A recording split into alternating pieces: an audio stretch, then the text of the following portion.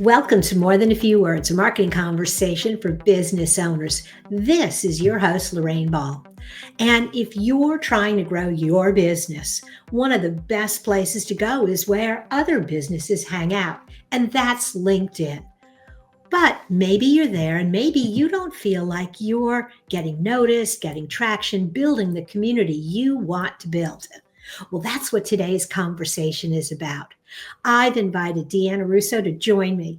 She started Leverage Up to pass on her knowledge of LinkedIn, and she's got some knowledge. She grew her following from 400 to 30,000, 30,000, 30,000, and counting.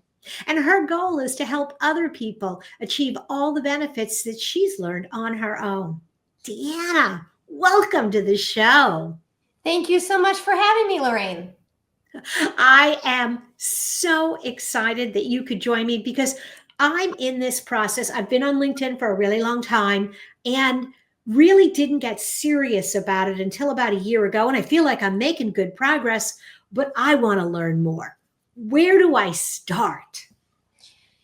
The very first place that you want to look at is your LinkedIn profile. That is the foundation. That is the concrete of which to build everything else on LinkedIn. And so it's all about why are you there? Who are you trying to reach? And then customizing each piece of that profile to answer those questions. Okay. All right. So I've got that. And I'm getting clear on who I want to reach and I'm customizing my profile. You mentioned when we were talking earlier, before we started the show, about your LinkedIn triangle. Sure. Is the profile part of that triangle? It is. It is. But the reason why it's a triangle is you cannot have one piece without the other two. So while the profile is important, it is your billboard.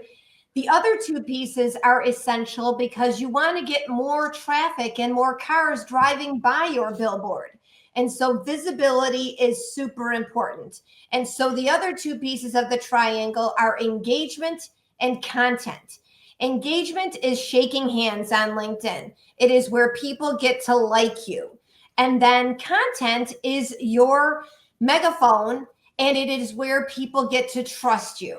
And so the reason why it's a triangle is you really cannot have one piece without the other two. They are really connected. And then if that triangle were to transform into a pyramid to go 3D, consistency would be the fourth piece. You got to keep showing up.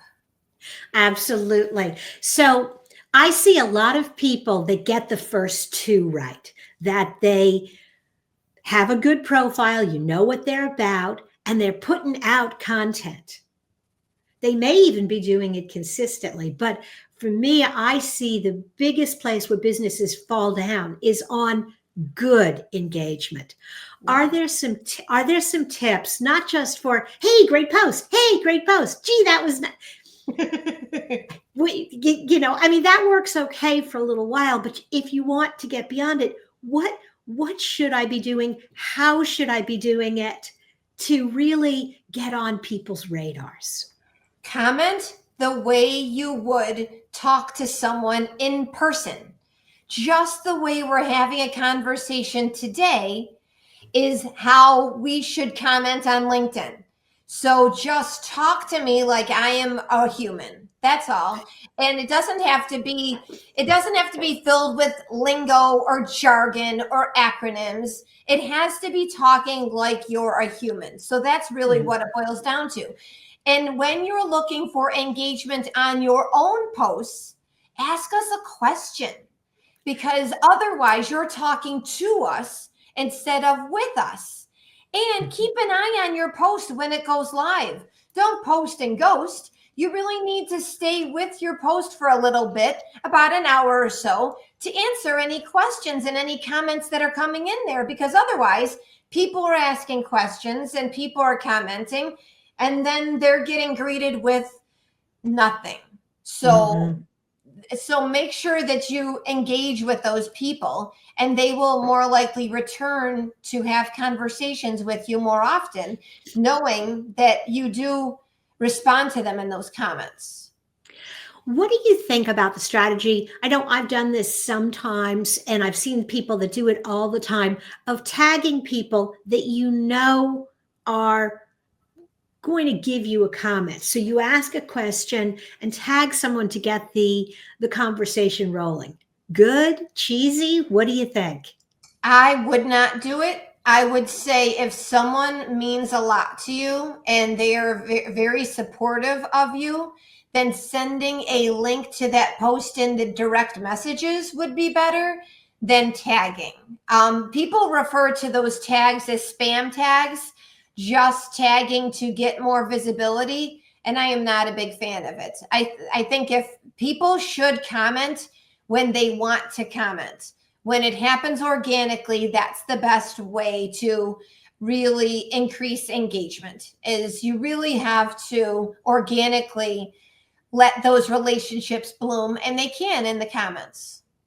Cool. I think I think that's good advice. I do like, and particularly I mean, in full confession, if I do an episode and when this airs on LinkedIn and I'm sharing it, I am going to tag you. But in that instance, Yes, I think it's different because you really are part of the story. it is. Yes, yes. If we meet up for a coffee and we had a fantastic conversation and we take a selfie of each other, then obviously if one of us goes to post on LinkedIn, or both of us, there's a reason to tag there.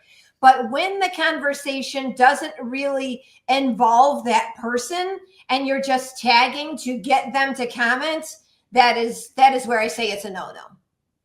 Absolutely. Okay, that is a really nice dividing line for people. So I'm doing all of these things. I'm engaging and I'm sharing content, I'm asking questions, and I'm picking up a few people, but I'm not going to get from 400 to 30,000.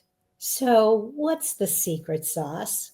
Consistency is really important. When I started creating content on LinkedIn, it was just twice a week, but I kept that schedule up for over a year. And you know what Mhm. I was doing on those other days? I was having conversations in the comments. And I wasn't paying attention to the fact that I posted a video and it got 5 comments. I wasn't paying attention to the fact that I got maybe 200 views on something, because that will eat at your mind. That will be like, oh my gosh, it's not even worth it to do this. That will be the little gremlin sitting on your shoulder going, don't do it anymore. Don't do it. Give it up. And if you just keep at it on a consistent schedule, then you will see the results. You will notice the differences. You will notice more people looking at your profile. And again, going back to that strategy, what are you saying in your profile? Make sure that your profile speaks to who you are and what you do throughout every single part of it before you start creating content. Because if it's half empty, if it's a shell of what it should be, then you're going to have more questions than answers from people.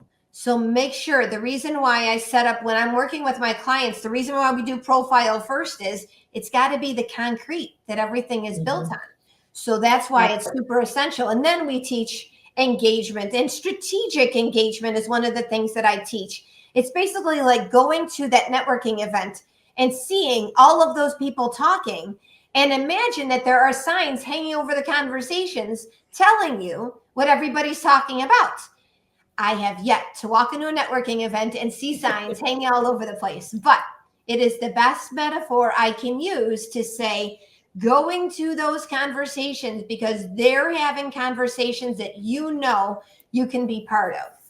So, Deanna, I got one more question for you about, again, you're getting the views on your profile, you've built out this big profile. What about proactively reaching out for connections? How effective is that? How systematic should I be? What do you think?